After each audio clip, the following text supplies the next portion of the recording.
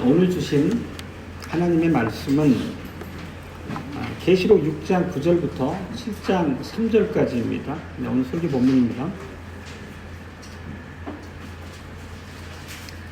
다섯째 인을 떼실 때에 내가 보니 하나님의 말씀과 저희의 가진 증거를 인하여 죽임을 당한 영혼들이 제단 아래 있어 큰 소리로 불러 가로되 거룩하고 참되신 대주제여 땅에 거하는 자들을 심판하여 우리 피를 신원하여 주지 아니하시기를 어느 때까지 하시려나이까 하니 각각 저희에게 핀 두루마기를 주시며 가라사대 아직 잠시 동안 쉬되 저희 동무종들과 형제들도 자기처럼 죽임을 받아 그 수가 차기까지 하라 하시더라. 내가 보니 여섯째 인을 떼실 때에 큰 지진이 나며 해가 총담같이 검어지고 온 달이 피같이 되며 하늘의 별들이 무화과 나무가 대풍에 흔들려 선 과실이 떨어지는 것 같이 땅에 떨어지매 하늘은 종이축이 말리는 것 같이 떠나가고 각 산과 섬이 제 자리에서 옮기우매 땅의 임금들과 왕족들과 장군들과 부자들과 강한 자들과 각 종과 자주자가 굴과 산 바위 틈에 숨어 산과 바위에게 이르되 우리 위에 떨어져 보좌에 앉으신 이의 낯에서와 어린 양의 진노에서 우리를 가리우라. 그들의 진노의 큰 날이 이르렀으니 누가 능히 서리요 하더라. 7장 1절입니다. 이 일 후에 내가 네 천사가 땅 네 모퉁이에 선 것을 보니 땅의 사방의 바람을 붙잡아 바람으로 하여금 땅에나 바다에나 각종 나무에 불지 못하게 하더라. 또 봄에 다른 천사가 살아계신 하나님의 인을 가지고 해 돋는 데로부터 올라와서 땅과 바다를 해롭게 할 권세를 얻은 네 천사를 향하여 큰 소리로 외쳐 가로되 우리가 우리 하나님의 종들의 이마에 인치기까지 땅이나 바다나 나무나 해하지 말라 하더라. 아멘. 지금 계속 인의 재앙과 관련된 말씀이 이어지고 있습니다. 주 예수 그리스도의 사랑하는 형제자매 여러분, 우리들은 죄의 비참함으로부터 구원받은 하나님의 백성입니다. 또 예수 그리스도의 말씀을 따르는 그분의 제자입니다. 누차 말씀드리지만 바로 이 언약 백성이라고 하는 것이 우리의 정체성이고 우리의 본분이라는 것을 우리가 마음에 새기고 있는 바입니다. 우리 주님의 제자로 산다는 것은 매우 복되고 영광스러운 삶이 분명합니다. 그렇지만 우리가 살아가는 이 세상은 하나님을 이제 대적하는 그런 속성을 가지고 있습니다. 예수님을 인정하지 않고 오히려 반기독교적으로 교회를 대적하는 본성을 가지고 있는 그런 집단입니다. 우리가 우리 주님의 제자로 이러한 세상을 산다는 것은 우리에게 불가피한 고난과 조롱 또는 많은 어려움이 우리 앞에 놓여질 수 있다는 의미이기도 합니다. 우리가 계시록을 계속 살피고 있지만 하나님의 백성이자 우리 주님의 제자로 사는 길은 전쟁과도 같다는 것을 우리에게 강조해서 반복적으로 말씀하고 있습니다. 물론 하나님은 고난 속에서도 끝까지 우리를 책임지신다는 약속을 우리에게 명확하게 하셨지만 그럼에도 우리가 사는 삶의 형편을 보면 말씀을 지키는 것 때문에 우리가 손해를 보기도 하고 상처를 입기도 하고 그리고 교회 역사 안에서 보면 죽임을 당하는 그런 순교까지도 내몰리기도 합니다. 그렇지만 이런 모든 성도의 어려움과 고난이라고 하는 것은 하나님 앞에 영광된 삶의 다름 아니라고 하는 것을 계속 우리에게 확신시켜 주십니다. 그리고 우리 원수를 향한 우리 하나님의 복수가 분명하게 임할 것이라고 하는 약속 또한 계시록 안에 명확하게 담아 우리에게 선포하십니다. 다시 말씀드리지만 이 세상을 살아가는 우리의 삶은 영적인 전쟁터와도 같습니다. 우리는 이 전쟁에서 궁극적으로 승리하리라고 하는 보장이 있지만 그럼에도 불구하고 우리가 사는 삶이 마냥 평탄하다는 그런 약속은 결코 아닙니다. 원수들로부터 고난과 박해를 당할 수 있습니다.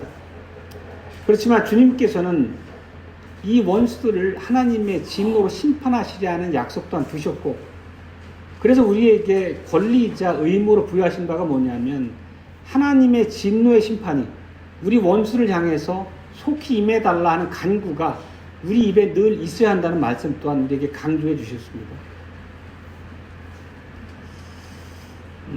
오늘 첫 번째 대지는 배도한 이스라엘에 의해 순교한 자들의 원한에 대한 간청입니다. 그들의 원한, 순교자들이 배도한 이스라엘에 대한 심판을 간청하는 그 내용을 먼저 살펴보겠습니다.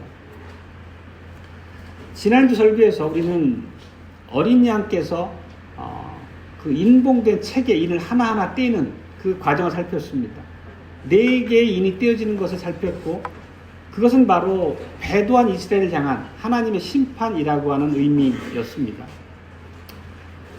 지난 시간에도 말씀드렸지만 이 인의 심판이라고 하는 게 인이 떼어지는 순서대로, 연대기적인 순서대로 집행되는 것은 아니라는 것을 말씀드린 바 있습니다.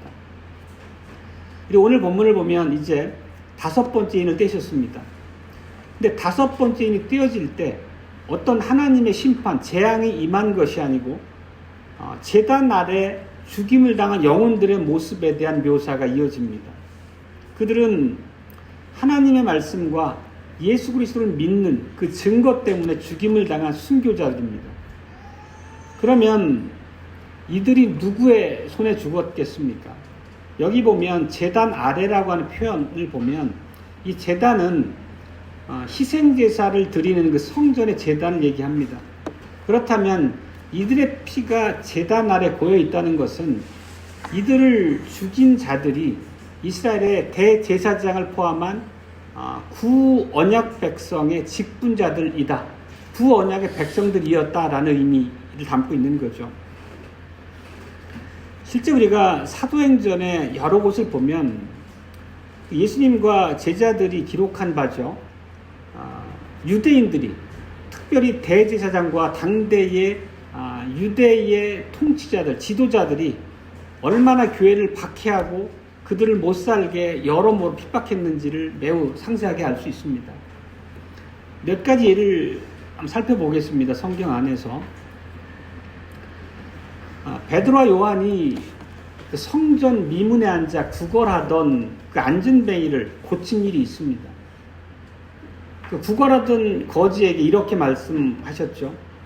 은과 금은 내게 없거니와 내게 있는 것으로 내게 주노니 곧 나사렛 예수 그리스도의 이름으로 걸으라. 이 말이 떨어지자 그 안전뱅이가 일어나 걷고 뛰면서 하나님을 찬양한 바 있습니다. 이런 놀라운 기이한 이적 때문에 많은 유대인들이 베드로 앞에 모여서 베드로의 설교를 듣습니다. 그리고 수천 명이 회심하고 돌아왔다는 기록이 사도행전에 있습니다. 그런데 그 결과 어떤 일이 벌어지냐면 사두개인들, 제사장들이죠. 그들과 바리새인들이 베드로와 요한을 체포해서 감옥에 가둡니다. 왜냐하면 베드로가 설교했던 예수 그리스도의 부활이라고 하는 것은 그들이 매우 증오하는 바이고 그들이 철저하게 부정하는 바에 다름 아니었기 때문이죠. 또 스데반의 경우도 마찬가지입니다. 스데반이 예수님을 증거한 그 사실로 인해서 돌에 맞아 죽었습니다. 그 일을 주도했던 게 사울, 회심전의 사울이라는 것을 우리는 잘 알고, 그리고 그 사울을 충동했던 배후 세력이 바로 대제사장들이었다는 것도 성경에 기록된 바입니다. 그리고 사울이 회심하는 그 마지막 순간에 다메섹을 향했던 이유가 뭐였습니까? 다메섹에 있는 많은 회심한 자들을 체포해서 예루살렘으로 압송하기 위한 그 목적으로 가던 길이었습니다. 그 배후에도 역시 제사장들이 공식 문서로 권한을 부여한 바가 있습니다. 이것처럼 사도행전에 기록된 몇몇의 이 핍박들을 보면 항상 그 배후에는 제사장들을 포함한 당대 이스라엘의 통치자들, 지도자들이 있었다는 거죠. 이렇게 초대교회에는 수많은 성도들이 예수님을 믿는다는 그 믿음의 증거 때문에 순교 피를 흘렸습니다. 그 수많은 기록들을 우리가 늘 성경을 통해 읽고 마음에 새기는 바이기도 합니다. 오늘 우리가 읽었던 히브리서에 보면 그 당대에 예수님을 믿는 그 신자들이 얼마나 철저하게 유대인들과 로마에 의해서 핍박당했는지, 순교당했는지가 매우 선명하게 기록되어 있습니다. 이 유대인의 직분자들은 매우 조직적으로 교회를 핍박했습니다. 그들이 수많은 음모를 꾸몄고 그 음모를 이행할 많은 사람들을 동원해가지고 철저하게 교회를 진멸했죠. 사도 바울의 예를 보더라도 사도 바울은 주로 이제 이방인을 향한 그런 설교자고 전도자였습니다. 소아시아 여러 지역에 교회를 세운 바울이었지만 실제 많은 지역에서 유대인들이 회심하고 돌아오고 또 회당 안에 있던 그 이제 개종했던 이방인들이 기독교로 회심을 하자 그거를 시기 질투해가지고 그 당대 그 해당 지역에 있는 많은 사람들 권력자들을 동원해서 바울을 핍박하고 더 이상 전도하지 못하도록 쫓아낸 바가 사도행전 바울의 그 행적을 보면 매우 여러모로 나타나 있습니다. 핍박당한 자들은 당연히 베드로나 요한, 바울뿐만 아니라 수많은 성도들까지 포함해서 많은 순교의 결과로 나타났죠. 지금 오늘 우리 본문에서 사도 요한이 보고 있는 것은 바로 그렇게 초대교회 때 죽임당한 영혼들을 포함하는 거죠. 그 영혼들이 제단 아래에서 이렇게 부르짖고 있습니다. 그게 10절이죠, 오늘. 거룩하고 참되신 대주제여 땅에 거하는 자들 심판하여 우리 피를 신원하여 주지 아니하시기를 어느 때까지 하시려나이까. 여러분, 제단 그러면 어떤 이미지가 떠오르십니까? 제단에선 희생제물이 죽임당하는 곳이죠. 결국은 제단 아래로 흘러내린 희생제물의 피가 흥건하게 웅덩이를 이루고 있는 그런 처참한 모습이 실제 제단의 주변의 모습입니다. 그렇게 피 웅덩이를 이룬 것처럼 지금 순교자들의 피가 흘러내려서 정의로운 심판을 주님 앞에 호소하는 게 방금 읽은 10절의 말씀이란 뜻입니다.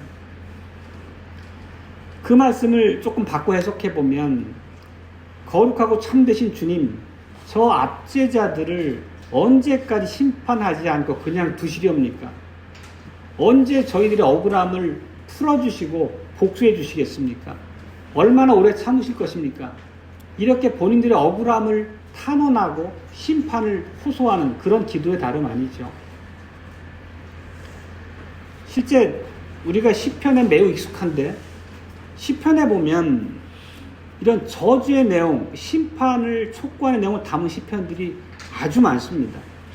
그 대표적으로 시편 13절 1절 13편 1절을 보면 여호와의 어느 때까지입니까? 나를 영영히 잊으실 것입니까? 주의 얼굴을 나에게서 언제까지 숨기시겠습니까? 오늘 읽은 10절과 거의 흡사합니다. 이것은 다윗이 원수의 손에서 구원을 이제 청구하는 하나님 앞에 드리는 그런 탄원의 기도입니다. 또 다른 다윗의 기도를 보면 35절인데요. 주여 어느 때까지 보고만 계시겠습니까? 내 영혼을 저 멸망자에게서 구원하시며 내 유일한 것을 사자들에게 건지소서. 실제 시편을 보면 이런 유사한 구절로 하나님 앞에 드리는 탄원의 기도가 매우 많이 있습니다. 그렇지만 특별히 오늘 이 본문은 스가랴 안에 담긴 예언의 일부를 그대로 따온 것입니다. 굉장히 그 흡사한 배경을 우리가 이해할 수 있는데 스가랴서 1장 12절을 보면 4명의 말탄자가 온 유대 땅을 순찰하고 돌아와서 주님께 이렇게 요청합니다. 만군의 여호와여 언제까지 예루살렘과 유다 성읍들을 긍휼히 여기지 아니하실 것입니까? 물론 이 내용은 오늘의 기도와는 반대죠. 여기서는 결국 유다 성읍과 예루살렘을 언제 구원해 주시겠습니까? 이렇게 말하는 것이고 오늘의 기도는 오히려 유다와 예루살렘이 가해자로서 그들에 대한 심판을 촉구하는 기도죠. 다만 원리적으로는 동일하다는 뜻입니다. 이렇게 순교자들은 언제까지 예루살렘에 대한 심판을 미루시고 참으실 것인지 그걸 계속 묻고 탄원하고 있는 것입니다. 실제 예수님과 사도들의 증언을 보더라도 예루살렘을 선지자를 돌로 치고 죽인 자여 살인자라고 하는 그런 탐의 내용이 있습니다. 가인은 의로운 동생 아벨을 시기해서 죽였습니다. 실제 예수님 당대에 이 언약 백성인 이 옛 언약의 형은 새 언약의 의로운 동생을 시기하고 살인한 거죠. 우리가 창세기에서 아벨의 피가 땅에서 하나님께 부르짖었다, 탄원했다는 기록을 본 바 있습니다. 지금 이 죽은 순교자들의 이 탄원도 동일하게 제단 옆에서 하나님께 부르짖는 것입니다. 그리고 이 죽임당한 성도들의 기도는 실제 예수님께서도 우리 복음서에 보면은 예루살렘과 그 당대 언약 백성들 향한 심판의 메시지를 예언으로 남기신 바가 있습니다. 그 복수의 날이 속히 성취되기를 기도한 것입니다. 여러분께 한 가지 질문을 이제 드리겠습니다. 이 죽임당한 성도들이 대적자들을, 핍박자들을 심판해 주십시오. 그들을 파멸해 주십시오. 그들에게 복수해 주십시오. 이렇게 간청하는 것이 이상하게 여겨지십니까? 심정적으로 납득이 안 되시거나 그렇지는 않으십니까? 만약 그렇다면 이 시대 우리 교회들이 성경적 세계관으로부터 퇴보한 성경적 세계관의 참 의미를 우리가 마음에 바르게 이해하지 못한 그 결과라고 우리가 이해할 수 있겠습니다. 오늘날의 수많은 이 복음주의 교회들은 사랑만을 외칩니다. 모든 일에 있어서. 하나님과 교회 원수에 대해서도 사랑이고 복음의 대적들에 대해서도 그들을 향한 심판의 메시지보다는 끊임없이 사랑의 메시지만 부르짖고 있습니다. 실제 우리가 복음성가나 익숙하게 불렀던 많은 CCM들은 오로지 인간의 그 가치에 대해서 높임을 찬양한다거나 아니면 사랑에 대한 메시지와 가사가 대부분인 경우가 많습니다. 오늘의 많은 교회들은 시편에 담긴 저주의 내용을 매우 불편하게 여깁니다. 우리가 함께 제본해서 가지고 계신 책 중에 그 반더발의 성경언약 연구라는 책이 있지 않습니까? 거기 보면 C.S. 루이스라는 이제 사람이 언급되는데 C.S. 루이스는 매우 유명한 기독교 변증가기도 하고 작가입니다. 순전한 기독교나 나니아 연대기를 지은 사람인데 그 사람조차도 시편의 저주의 내용에 대해서 저급한 기독교다 이렇게 비판한 바 있습니다. 그런 게 알게 모르게 우리들 신앙을 좀먹고 그게 마치 하나님의 사랑의 전부인 양 호도하고 있다는 뜻이죠. 그리고 아이작 와츠라고 하는 굉장히 유명한 찬송가를 지은 분이 계세요. 그분은 기쁘다 구주오셨네를 포함해가지고 한 700여 곡의 찬송가를 지은 매우 유명한 우리가 아는 찬송도 다수 포함되어 있습니다.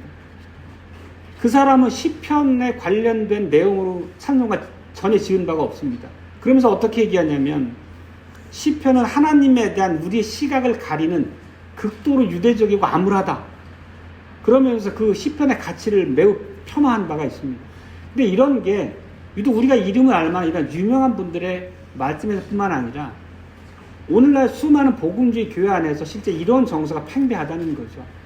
그런 눈으로 오늘 계시록에서 순교자들의 기도를 바라보면 실제 성경의 가르침을 거스르는 거고 엇나간다는 말씀 드리고자 하는 것입니다. 물론 주님은 원수도 사랑하고 그들을 위해 기도하라 말씀하셨습니다. 그렇지만 결코 이것이 원수들을 향한 하나님의 심판, 저주를 구하는 탄원의 기도와 모순되는 바가 아닙니다. 하나님이 가르치신 바는 우리가 개인적으로 사적으로 복수하지 말고 모든 보수는 모든 우리 억울함을 풀고 회복시켜주는 것은 오로지 하나님 손에서만 기대하라는 것입니다. 사적인 복수와 원한을 갚는 것을 금지하시는 것이지 이런 기도를 금하는 게 아니라는 의미입니다. 우리는 그래서 예수 그리스도의 말씀처럼 바울이 로마서 주셨던 말씀처럼 원수가 줄이거든 먹이고 목마르거든 마실 것을 주라. 우리가 선으로 악을 이기라. 이 말씀 자체는 여전히 진리이지만 그렇지만 분명하게 주님께 우리의 원한을 풀어주십시오. 우리를 대신해서 복수해 주십시오라고 하는 탄원의 기도 역시도 하나님의 가르치신 바라는 것입니다. 만약에 이런 기도를, 이런 저주의 기도를 그리스도인답지 못한 행동이다, 하나님의 백성답지 못한 행동이다라고 말한다면 이러한 기도를 승인하신 우리 주님을 향한 모욕의 다름 아니죠. 실제 수많은 믿음의 선배들이 이러한 기도로 하나님 앞에 탄원의 기도를 올렸는데 그런 우리의 믿음의 선배들을 모욕하는 행위의 다름 아니라는 것입니다. 우리가 정확하게 오늘 이 메시지 안에서 우리가 하나님 앞에 드려야 될 기도의 내용에 대해서도 깨달아야 할 것입니다. 시편에 보면 정말 저주의 시편이 굉장히 많습니다. 그리고 저주의 시편까지는 아니더라도 그 사악한 자들을 향한 심판의 내용을 담고 있는 그런 시편들이 굉장히 많습니다. 한번 기회를 삼아 하나 살펴보시면 많이 느낄 수 있을 텐데요. 시편 1편만 보더라도 시편 1편은 우리가 많이들 기억하시죠? 악인은 그렇지 않으며 오직 바람에 나는 개와 같도다. 그러므로 악인이 심판을 견디지 못하며 죄인이 의인의 회중에 들지 못하리로다. 대저 의인의 길은 여호와께서 인정하시나 악인의 길은 망하리로다. 이렇게 의인의 축복이 언급되는 곳에는 당연히 병행해서 악인에 대한 그 저주가 귀결처럼 따라 붙습니다. 그리고 경건한 자의 특징은 악인을 멸시하는 것이다 이렇게 말씀한 구절도 있습니다. 그 눈은 망령된 자를 멸시하며 이거 역시 시편에서 나온 구절입니다. 마땅히 이러한 수많은 저주의 시편과 더불어서 계시록을 포함해서 우리에게 가르치신 바 하나님의 말씀에 우리에 충실하다면 우리는 신실한 교회로서 하나님의 성도로서 하나님과 하나님의 백성을 대적하는 원수들을 경멸하고 그들을 향한 저주와 하나님의 심판을 간구하는 것이 우리에게 요구되는 하나님의 말씀이라는 것입니다. 실제 바울도 우리에게 사랑과 교회에 마땅한 도리를 수없이 가르쳤던 바울 사도조차도 꾸준히 지속적으로 자기를 못살게 굴었던 구리장색 알렉산더에게 하나님께서 그 원한을 갚아달라는 그런 간구를 올린 바가 있습니다. 우리는 이런 가르침 앞에 우리의 태도가 분명해야 됩니다. 교회와 이 복음의 대적자들을 우리가 마냥 부드러운 얼굴로 대할 수 없습니다. 우리는 사랑을 해야 되니까 마땅히 우리의 원수들도 복음의 대적자들도 포용해야 돼. 이런 말 자체는 하나님의 가르치심과 배치된다는 뜻입니다. 오히려 무분별한 사랑과 관용이라는 것은 그 대적자들을 극복하고 우리가 신앙 안에서 승리하기보다는 오히려 대적자들 손에 우리가 죽거나 우리의 믿음이 시험당하거나 믿음의 길에서 비뚤어지게 되는 그런 결과로 이어질 수 있다는 것입니다. 다시 본문으로 돌아와서 이 죽임당한 영혼들이 대적들을 심판해 주십시오. 우리를 대신해서 복수해 주십시오. 그렇게 기도할 때 주님의 응답은 뭐였습니까? 곧바로 그들의 억울함을 신원해 주셨습니까? 그렇지 않습니다. 11절을 읽어보겠습니다. 각각 저희에게 흰 두루마기를 주시며 가라사대 아직 잠시 동안 쉬되 저희 동무 종들과 형제들도 자기처럼 죽임을 받아 그 수가 차기까지 하라 하시더라. 먼저 보면 흰 두루마기를 주셨다고 합니다. 우리가 앞서도 해석한 바 있지만 흰 옷은 순결을 상징하죠. 그들의 믿음과 신앙의 순결함을 칭찬하고 인정해 주시는 상징입니다. 그리고 사대교회에 대해서도 그들이 이긴다면 흰옷을 입고 다니게 될 것이다 이렇게 약속을 말씀하신 바가 있습니다. 바로 그런 약속의 성취된 모습으로서 바로 이들에게 순교자들에게 흰 두루마기를 입혀주시는 것입니다. 그런데 이제 그 뒷부분을 보면 대적에게 복수해 주십시오라고 하는 그들의 탄원에 대해서 이런 말씀을 하시는 거예요. 순교자의 완전한 수가 아직 차지 않았기 때문에 아직은 더 많은 순교가 있어야 되겠고 더 많은 핍박과 고난이 교회에 있을 것이다, 이런 말씀을 답변을 하십니다. 핍박자들의 불법 행위가 아직 끝나지 않았다는 뜻입니다. 아직 가득 차지 않았다는 뜻입니다. 이런 말씀 들으면 우리에게 연상되는 바가 있습니다. 아브라함에게 하나님께서는 가나안 땅을 그 후손들에게 주기로 약속하셨습니다.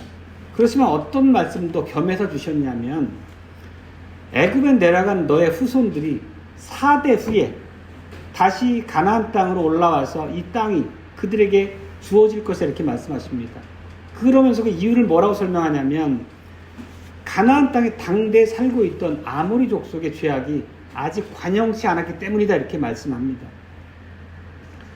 동일한 맥락으로 초대교회 대적들의 죄악이 아직 관영하지 않았다는 것입니다. 아직 가득 차지 않았다는 것입니다.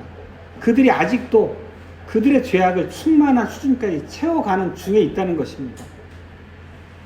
실제 이러한 내용이 보면 데살로니가 전서에도 이런 관련된 구절이 있습니다. 2장 14절로 16절인데요. 유대인들은 주 예수와 선지자들을 죽이고 우리를 쫓아내고 하나님을 기쁘게 아니하고 모든 사람에게 대적이 되어 우리가 이방인에게 말하되 구원 얻게 함을 저희가 금하여 자기 죄를 항상 채우매 노하심이 끝까지 저에게 임하였느니라. 아모리 족속의 죄악이 관영했을 때 실제 아브라함에게 약속을 주고 아모리 족속이 진멸되기까지 400년의 시간이 흘렀지 않습니까? 여기서는 그만큼의 기간은 아니지만 바로 교회와 하나님의 백성을 대적했던 그들의 죄악이 관영했을 때, 충만했을 때 하나님의 신약 교회를 위한 심판이 집행되는 것입니다. 언약을 깨뜨린 옛 언약 백성, 그 이스라엘 유대인들을 향해서 하나님이 대환란으로 그들을 치시는 것입니다. 그것이 두 번째 대지 안에 담긴 내용입니다. 두 번째 대지는 순교자들의 간청에 응답하여 이스라엘을 마침내 멸망시키신 주님. 다시 읽습니다. 순교자들의 간청에 응답하여 이스라엘을 마침내 멸망시키신 주님. 이렇게 교회의 대적자들과 하나님의 대적자들을 향한 우리의 기도는 하나님께 기쁘게 연락되는 기도라는 의미이기도 합니다. 이제 여섯 번째 인을 떼자 이스라엘 위에 임하게 될 이제 마지막 진노가 쏟아지기 시작하는데 그 진노가 어떤 모습일지 오늘 본문에 상세하게 기록한 바가 있습니다. 실제 우리가 오늘 본문에 12절로 17절을 보면 이게 무슨 말씀인지 참 이해하기가 쉽지 않습니다. 그냥 문자적으로만 읽다 보면 더더군다나 이 말씀의 의미를 곡해하기 십상입니다. 그 내용을 보면 큰 지진이 나고 해가 총담같이 검어지고 달이 피같이 붉어지고 하늘의 별들이 바람에 과일이 떨어지듯 땅에 떨어지고 이런 얘기를 쭉 이어가고 있거든요. 그냥 문자적으로만 보면 우리가 흔히 오염된 종말론의 영향이기도 하지만 세상의 종말이고 우주의 소멸 같은 그런 이미지로 이해가 됩니다. 그렇지만 그런 해석은 앞서도 말씀드렸지만 세대주의자들의 해석이기도 하고 많은 복음의 내용을 곡해하는 이단들의 잘못된 해석의 다름 아니라는 겁니다. 또 보면 하늘이 종이 축 말리는 것처럼 떠나가고 산과 섬들이 그 자리에서 옮겨지고 이런 것도 언뜻 보면 우주의 붕괴, 대파멸 이런 이미지를 담고 있는 것처럼 여겨집니다. 그렇지 않다는 것입니다. 실제 이 내용이 어떤 의미인지는 이 맥락을 보면 지금 맥락은 죽임당한 순교자들이 자신들의 억울함을 풀어주십시오. 자기를 핍박했던 저 원수들을 심판해 주십시오. 라고 드렸던 그 간구에 대한 응답으로 주신 말씀이라는 것입니다. 바로 이 순교자들은 오늘날까지 교회 역사 안에서 이어지고 있는 바지만 우선 주도적으로 초대교회에 순교한 죽임당한 성도들입니다. 이 편지에 수신자들을 포함한 그 당대 초대교회 순교자들을 가리키는 것입니다. 그래서 미리 결론을 하나 짚고 넘어가자면 큰 지진이나 거머쥐는 해나 붉은 달이나 땅에 떨어지는 별이나 이런 것들은 옛 언약 백성인 이스라엘에 대한 심판을 상징적으로 묘사한 바에 다름 아니라는 것입니다. 그 하나하나에 대한 내용은 이제 차차 살펴보겠습니다. 이어가면서 우리가 하나 이런 전체 흐름 안에서 알 수 있는 것은 하나님께서 언약적 심판을 말씀하실 때 보면 항상 구약 성경에 기록된 상징들을 차용해서 말씀하신다는 겁니다. 어떤 표현 하나도 구약과 무관한 것이 없을 만큼 구약의 많은 상징들이나 계시한 바를 끌어다가 그 연장선상에서 말씀하신다는 것입니다. 그렇다면 초대교회 성도들이 구약의 성경을 알고 있었기 때문에 이 편지를 받고 읽는 순간 이런 많은 상징들 앞에 담긴 의미가 뭐였는지를 바로 이해할 수 있었다는 뜻입니다. 주님께서는 우리의 구속, 우리의 구원에 대해 말씀하실 때는 늘 창조의 언어를 끌어다 쓰십니다. 굉장히 그건 우리한테 큰 의미를 담고 있는 것이기도 한데 몇 개를 살펴보면 고린도후서 5장 17절은 이런 말씀입니다. 그런즉 누구든지 그리스도 안에 있으면 새로운 피조물이라 이전 것은 지나갔으니 보라 새 것이 되었도다. 우리의 구속에 대한 말씀인데 새로운 피조물이라고 하는 창조의 언어를 쓰고 있습니다. 또 하나 에베소서를 보면 2장 10절입니다. 우리는 그의 만드신 바라 그리스도 예수 안에서 선한 일을 위하여 지으심을 받은 자다. 이런 것처럼 만드신 바라고 하는 것도 역시 우리 하나님의 피조물이라는 얘기고 하나님의 손길로 지은 바 된 그런 존재라는 의미를 담고 있는 겁니다. 하나 더 보면 에베소 4장 24절인데요. 하나님을 따라 의와 진리의 거룩함으로 지으심을 받은 새 사람을 입으라. 이걸 영어 성경으로 읽고 직역해보면 이런 내용입니다. 하나님의 형상을 따라 지음 받았다. 실제 창세기에 있는 그 문구를 그대로 그 안에 담고 있습니다. 이런 것처럼 우리의 구속, 구원을 항상 창조의 맥락에서 창조의 언어와 상징으로 설명하고 계시다는 말씀입니다. 그렇다면 반대로 언약적 심판을 말씀하실 때는 역창조의 용어를 쓰십니다. 즉 역창조라고 하는 것은 창조된 바를 무너뜨리는 그런 표현을 차용해서 쓰신다는 의미입니다. 하나님께 창조하신 이 피조 세계를 붕괴시키고 해체시키는 그런 표현을 쓰신다는 의미입니다. 오늘 본문에도 보면 창조의 근본이 될 만한 주요 구조물들이 뭔가요? 땅이고 해, 달, 별이고 하늘이고 사람이고 그 각각의 요소, 주 요소들에 대한 파괴적 용어로 하나님의 언약 백성의 심판을 묘사하고 있습니다. 한 부분씩 살펴보겠습니다. 먼저 큰 지진이 언급됩니다. 성경에서 지진은 항상 주님이 강림하실 때 나타나는 현상으로 묘사됩니다. 실제 시내산에서 언약 백성들에게 언약, 십계명을 주실 때도 하나님께서 산을 진동시키고 지진으로 백성들을 떨게 하셨던 바가 있습니다. 또 시편 18편도 보면 다윗이 이제 사울과 원수들 손에서 구원하신 하나님에 대한 찬양으로 드린 노래인데 이렇게 내용 7절과 15절 두 구절만 간단히 보면 이에 땅이 진동하고 산의 터도 요동하였으니 그의 진노를 인함이로다. 여기서도 하나님의 진노가 지진, 산의 요동함으로 묘사됩니다. 이럴 때 여호와의 꾸지람과 콧김을 인하여 물밑이 드러나고 세상의 터가 드러났도다. 땅이 뒤집힌 것을 하나님이 진노로 묘사하고 있습니다. 또 이사야서 13장도 보면 이런 구절이거든요. 13절입니다.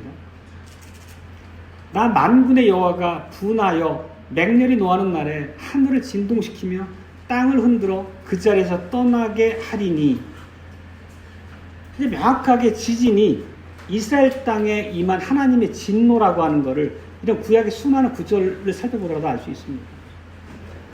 지금부터 이렇게 지진을 포함해서 하나하나의 사실 우리가 잘 이해하기 어려웠던 그런 묘한 비유의 말씀들이 당대 언약 백성인 이스라엘을 지칭하고 그들을 향한 심판의 선언의 다름 아니라는 것을 살펴나가겠습니다. 그 다음으로 보면 해가 총담같이 검어지고 달이 피같이 되고 그 다음 별들이 떨어진다 이런 표현이 있습니다.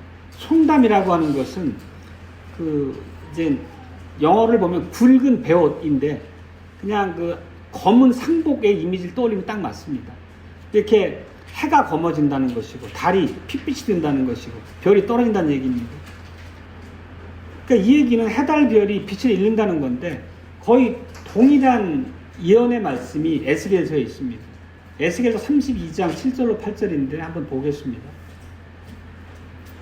내가 너를 불끄듯 할 때에 하늘을 가리워 별로 어둡게 하며 해를 구름으로 가리우며 달로 빛을 발하지 못하게 할 것이며 하늘의 모든 밝은 빛을 내가 내 위에서 어둡게 하여 어둠을 내 땅 위에 베풀리로다.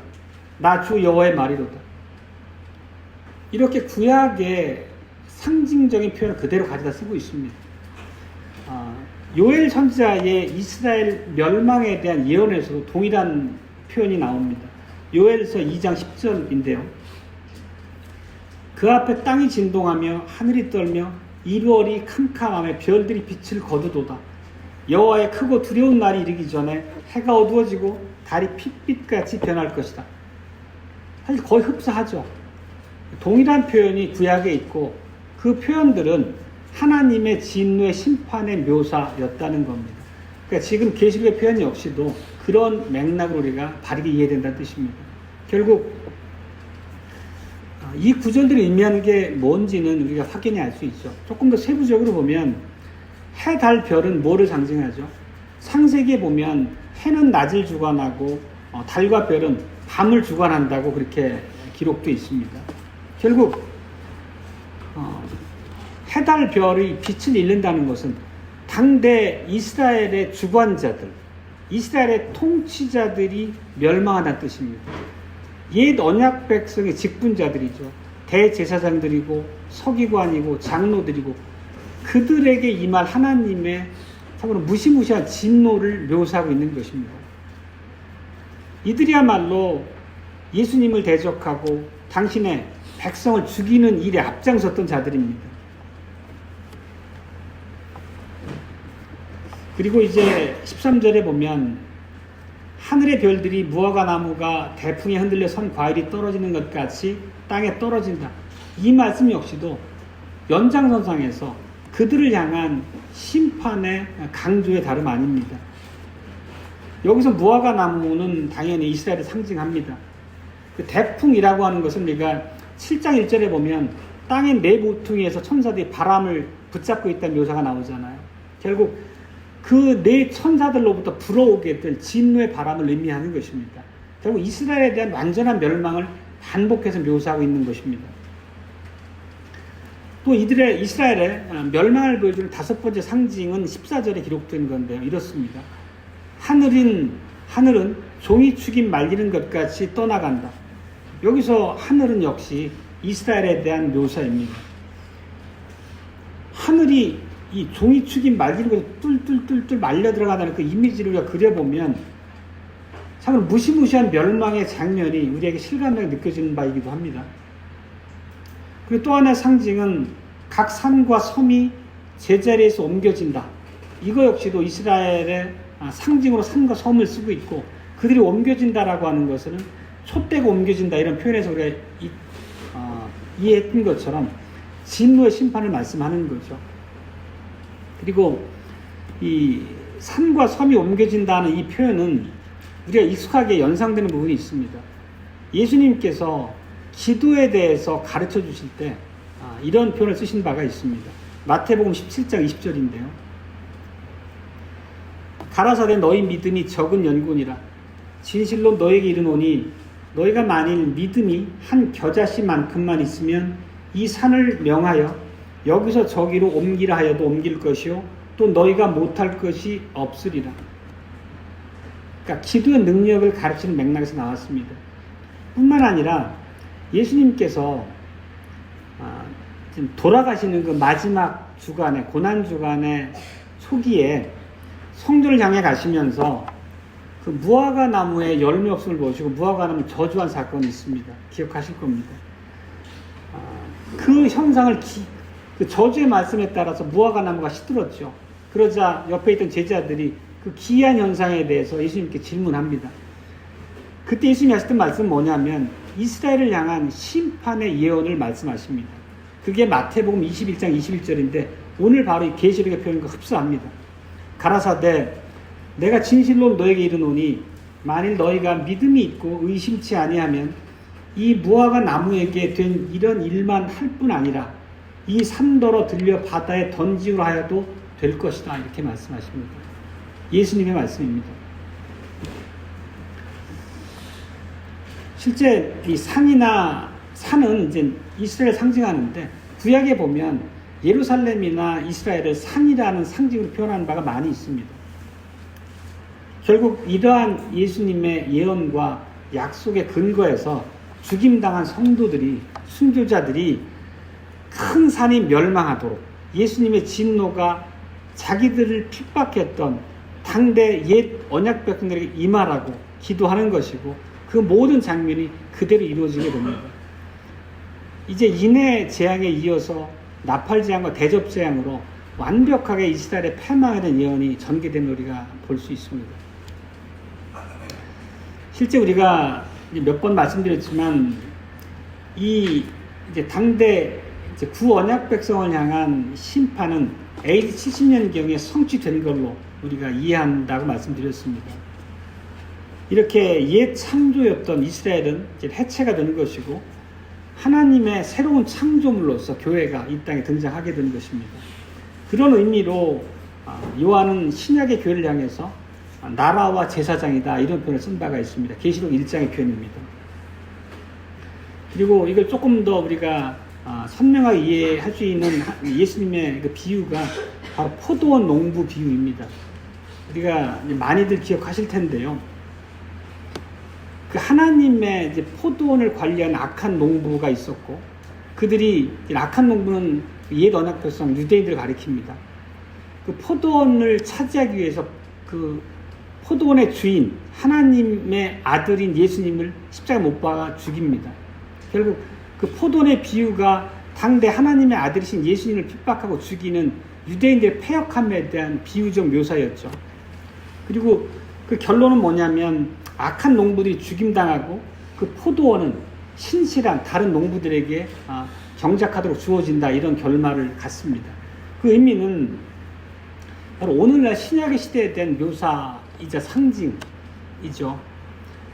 옛 포도원은 사라졌고 이제 옛 언약은 이제 마감을 했고 새 포도원이 이 땅에 도래했습니다. 교회가 세워졌다는 의미입니다. 그리고 이 새 포도원은 신실한 관리자들에게 그 관리적인 소임이 맡겨졌습니다. 예수님의 사도와 선지자들이고 오늘날로 말하면 교회 직분자들에게 그 역할과 책임을 맡기셨다는 의미입니다. 우리 교회는 우리 언약 백성 모두는 새롭게 창조하신 영광의 나라입니다. 그리고 하나님께서는 이 교회를 통해서 이 교회 안에 머무시면서 교회를 구성하는 우리 백성들 한 사람 한 사람의 삶을 통해서 우리가 드린 예배를 통해서 영광 받으시길 원하십니다. 그렇다면 마땅히 우리들은 사도와 선지자들의 가르침의 토대 위에서 하나님의 말씀에 순종하고 신실한 삶을 살아가야 할 것입니다.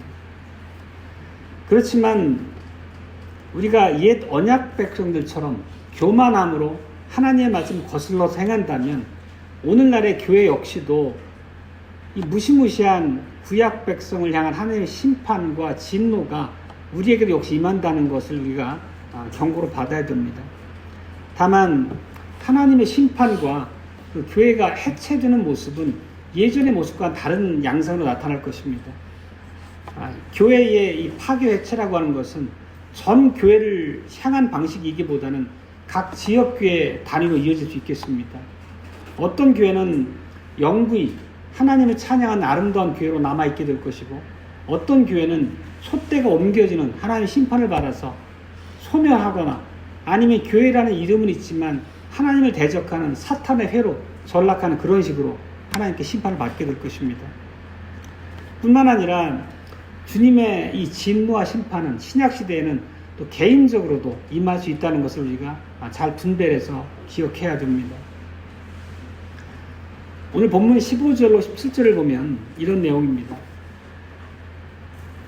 땅의 임금들과 왕족들과 장군들과 부자들과 강한 자들과 각촌과 자주자가 굴과 산 바위 틈에 숨어 산과 바위에게 이르되 우리 위에 떨어져 보좌에 앉으신 이의 낯에서와 어린 양의 진노에서 우리를 가리우라. 그들의 진노의 큰 날이 이르렀으니 누가 능히 서리오 하더라. 여기서 보면 굉장히 많은 부류의 사람들이 언급됩니다. 실제 AD 70년경에 이스라엘 땅에 예루살렘에 하나님의 진노가 임할 때 어느 누구도 그 심판을 피해갈 수 없었습니다. 빈부 귀천, 노소 강약을 불문하고 누구에게나 다 하나님의 진노가 임했다는 것을 우리가 역사적 결과로 알 수 있습니다. 이스라엘 땅 모두가 예수님을 거절했기 때문에, 배교했기 때문에 출교를 당한 거죠. 죽임을 당한 것입니다. 그리고 오늘 하나 또 비유적인 표현 중에 이런 표현이 있습니다. 이방의 군대, 이제 로마와 에돔의 군대가 그 유대 예루살렘을 멸망시킬 때 굴과 산 바위 틈에 숨어서 하나님의 얼굴에 잘 가리우라는 묘사를 방금 전에 본 적이 있습니다. 실제 성경에 보면 지하로 숨거나 동굴을 피하는 것을 하나님의 저주를 상징하는 경우가 매우 많습니다. 우리가 사사기에 보면 기드온의 시대에 실제 미디안을 동원해서 그 이제 가나안 땅을 하나님이 철저하게 회파하시죠.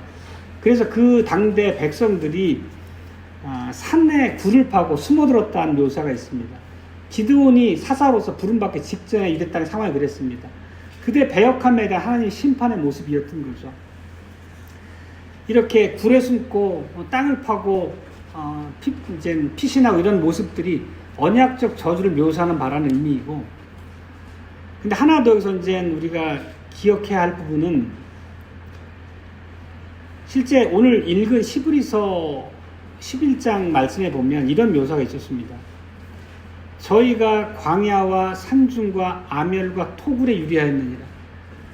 이 말씀은 순교하거나 하나님의 말씀을 신실하게 지켰던 언약 백성들이 배교자들, 핍박자들로부터 얼마나 심한 어려움에 처했었는지를 묘사하는 맥락에 나왔습니다. 이렇게 하나님의 신실한 백성들이 핍박자로 당한 어려움에 대한 묘사이기도 한데, 그런데 오늘의 묘사는 유대인 핍박자들을 향한 묘사로서 그들이 자기들이 이제 굴과 산 바위 틈에 숨어 산과 바위에게 이르되 이런 묘사가 나왔지 않습니까?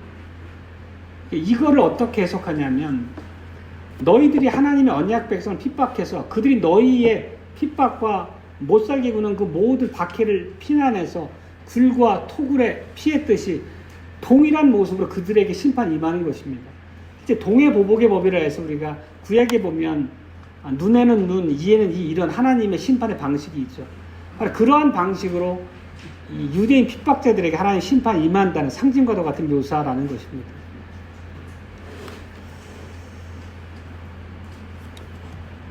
그렇지만 배도한 이스라엘이 이방의 군대보다 더 무섭게 여겼던 것은 바로 보좌에 앉으신 하나님과 어린 양의 얼굴입니다. 우리가 16절에 보면 조금 전에 읽었던 구절의 일부분입니다. 우리 위에 떨어져 보좌에 앉으신 이의 낯에서와 어린 양의 진노에서 우리를 가리우라. 산이 무너져 나를 깔아 뭉갤지언정 하나님과 예수님의 얼굴을 대면하기가 두렵다는 표현입니다. 그 말씀의 의미는 지금 자기들에게 임한 이 심판이 어린 양이신 예수 그리스도의 진노의 심판, 진노의 손길이라는 것을 알았다는 것입니다. 실제 이런 예언 자체는 구약에 보면 호세아 예언에 동일한 묘사가 있습니다. 호세아 10장인데요. 저희가 산더러 우리를 가리우라, 작은 산더러 우리 위에 무너지라. 이 말씀은 호세아가 북왕국 이스라엘이 북이스라엘이 아수르에 멸망하는 것을 예언하는 맥락에서 나온 표현입니다. 근데 참으로 무서운 얘기지만 예수님께서 십자가를 지시고 골고다를 향해 올라가실 때 이 호세아 예언을 그대로 끌어다가 이스라엘을 향한 심판의 예언으로 삼으셨습니다. 그게 바로 누가복음 23장 27절로 30절인데 일부만 보겠습니다. 그러니까 십자가를 지고 골고다를 오르는 예수님을 뒤따르던 그런 하나님의 성도들, 예수님을 믿는 사람들을 향해 주신 말씀입니다. 또 백성과 및 그를 위하여 가슴을 치며 슬피우는 여자의 큰 무리가 따라오는지라 예수께서 돌이켜 그들을 향하여 가라사대 예루살렘아 딸들아 나를 위하여 울지 말고 너희와 너희 자녀를 위해서 울라. 그리고 30절에 보면 그때에 사람이 산들을 대하여 우리 위에 무너지라 하며 작은 산들을 대하여 우리를 덮으라 하리라. 북왕국 이스라엘이 아수르에 무너지는 예언, 호세아의 그 예언의 표현을 그대로 담아다가 예수님이 죽기 직전에, 돌아가시기 직전에 신자들에게 주신 말씀 안에 그 표현이 담겨 있습니다. 우리는 이 모든 예언이 계시록 예언 전체가 아니지만 이 옛 언약 백성을 향한 하나님의 무시무시한 심판의 예언이 성취된 오늘날을 살고 있습니다. 실제 우리가 역사가인 요세푸스의 그 기록에서 그 목불인견의 참상이 어땠는지를 부분적으로 살펴본 바도 있습니다.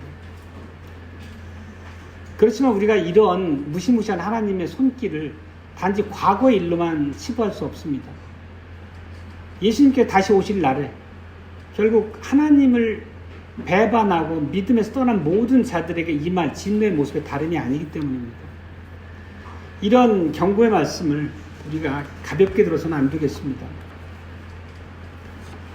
오늘날도 역시 동일하게 하나님의 말씀과 순전한 복음의 증거를 비방하고 멸시하고 전혀 그 말씀 앞에 겸손하게 자기를 낮추지 않는 자들은 동일하게 하나님의 진노가 임할 것이고 그들의 빛은 꺼질 것이고 완전한 파멸로 귀결될 것입니다. 세상에서 그 사람이 아무리 잘 나가고 귀하고 힘 있는 자리에 있었는지는 아무 의미가 없는 거죠.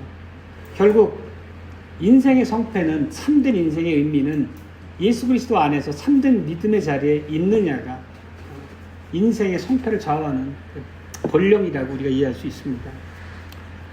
신실한 교회와 참된 신자들이라면 어린 양의 진노를 우리가 맛보진 않을 겁니다.